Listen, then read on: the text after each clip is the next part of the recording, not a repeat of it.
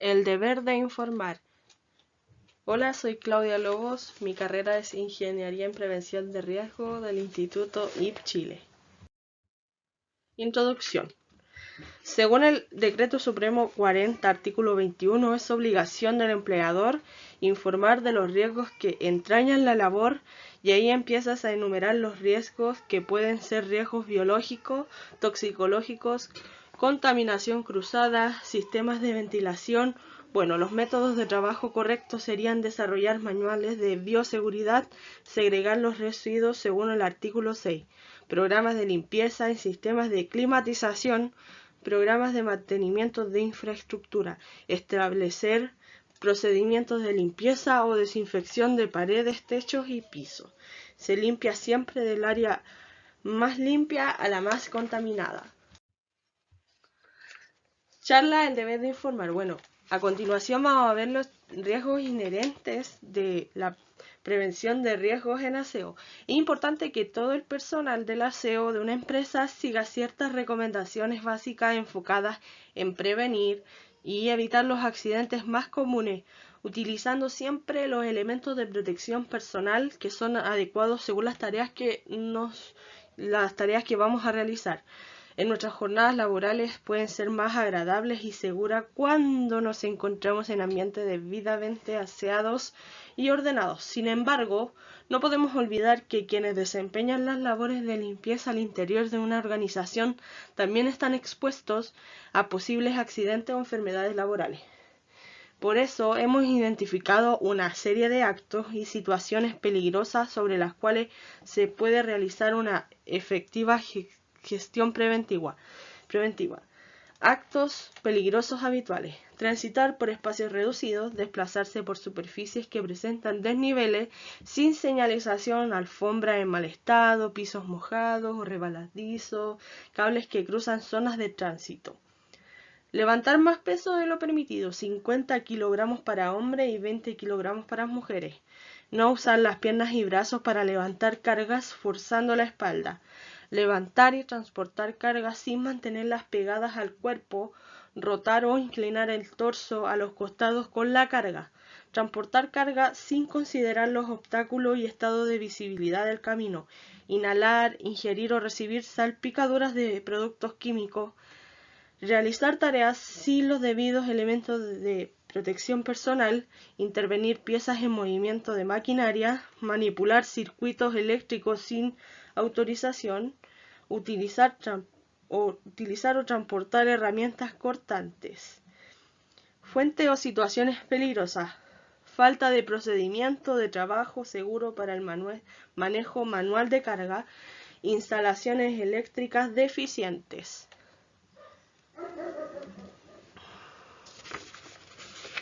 También elementos de protección personal en mal estado, cajas o materias en altura. Las formas correctas y preventivas para trabajar. Siempre hay que cumplir con las medidas preventivas y en los métodos de trabajo correctos que siempre se deben aplicar para prevenir los riesgos que entrañan las labores. Se debe participar activamente en las capacitaciones relacionadas con la obligación de informar que posee la entidad empleadora. Utilizar y cuidar los elementos de protección personal e instrumentos de prevención que se deben utilizar en el marco de las medidas preventivas y los métodos de trabajo correctos del ODI. Avisar cualquier riesgo que entrañan sus labores que no esté contenido en la ODI inicial o sus posteriores actualizaciones. Obligación de informar. A continuación les voy a explicar lo que significa la obligación de informar y cuál es su importancia. Bueno, dentro de una organización, la prevención de accidentes y enfermedades del trabajo son responsabilidad tanto del empleador como de los trabajadores. Según establece nuestra legislación, el empleador tiene la obligación de informar a sus colaboradores sobre los peligros y riesgos que están presentes en sus labores. Para cumplir cabalmente con este mandato, te presentamos esta guía para implementar un correcto proceso de informar los peligros y riesgos laborales. El artículo 21 del Decreto Supremo número 40 establece que los empleadores deben informar oportunamente a sus trabajadores sobre los peligros y riesgos que entrañan sus labores, así como también respecto a las medidas preventivas y los métodos de trabajo correctos, lo anterior en función de la actividad que realice la organización. En especial atención se debe poner en informar respecto a los elementos, sustancias o productos químicos que los trabajadores utilizarán en los procesos de producción o en su trabajo y que deben contar con la identificación correspondiente, fórmula, aspecto y olor. Asimismo, se debe informar sobre los límites de exposición permisibles de estos productos, los peligros que estos presentan para la salud, las medidas de control, prevención que deban adoptar para evitar tales riesgos. ¿Por qué es importante la obligación de informar? Porque hay que tener en cuenta que los trabajadores deben estar informados respecto a los peligros, riesgos y las medidas de prevención.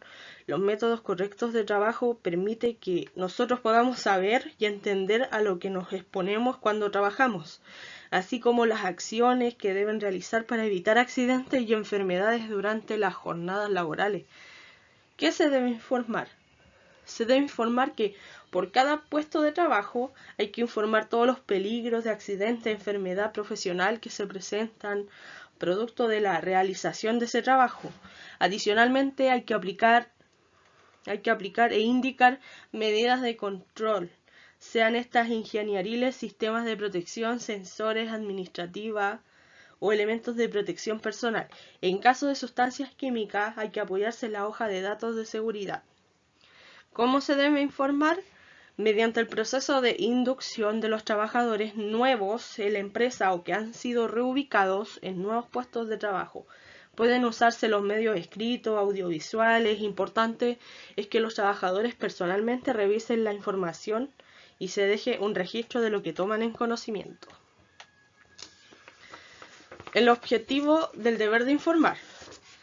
El objetivo del deber de informar es proporcionar los pasos para actualizar la obligación de informar en el contexto de la pandemia del coronavirus, generando un formato específico de cumplimiento con lo indicado en la normativa legal vigente. Alcance. El alcance de este instructivo debe ser aplicado para actualizar la ODI de todos los trabajadores dependientes del nombre de la entidad, indistintamente en el centro de trabajo que tendrán asignado. Los trabajadores, en este caso Claudio, debe cumplir con las medidas preventivas y en los métodos de trabajo correctos que se deben aplicar para prevenir riesgos que entrañan sus labores. Como decía anteriormente, siempre por higiene se debe empezar de la habitación más limpia a la más sucia, porque si empezamos al revés puede haber propagación de virus, bacterias, gérmenes. Lo ideal siempre es seguir la pauta que te entrega el prevencionista de riesgo. También hay que utilizar y cuidar los elementos de protección personal e instrumentos de prevención que deben utilizar en el marco de las medidas preventivas y los métodos de trabajo correctos del ODI. Avisar cualquier riesgo que entrañen las labores que no esté contenido en la ODI inicial o las posteriores actualizaciones. Ahora, determinación de los métodos del trabajo. La determinación de los métodos del trabajo correcto corresponde a las instrucciones del modo de obrar y proceder del trabajo, indicando los pasos a seguir sobre cómo hacer el trabajo de acuerdo a lo planificado por la organización, cuales debieran estar documentados. Para efectos de la ODI se puede generar una unión de los métodos de trabajo correctos con las medidas preventivas que debe aplicar el trabajador, facilitando su comprensión. Conclusión. Las actividades se deben realizar de manera preventiva en forma permanente. Hay que evitar la improvisación de los trabajadores y ayudándolos a estar atentos y conscientes de sus tareas. Evaluar la comprensión y aplicación de las medidas de control mediante pruebas escritas u orales, observaciones en inspección de seguridad, retroalimentación positivamente a quienes se destaquen por su compromiso con la seguridad. Vigilar el cumplimiento de las medidas preventivas, supervisión y reconocimiento positivo al compromiso, actualizar la información cuando corresponda, cuando haya cambios en el proceso y especialmente cuando ocurran accidentes. Llevar un registro de todos los cambios de las herramientas, equipos o tecnología. Y bueno, este ha sido mi trabajo, la charla. Espero que les haya gustado a todos, profesor, y eso.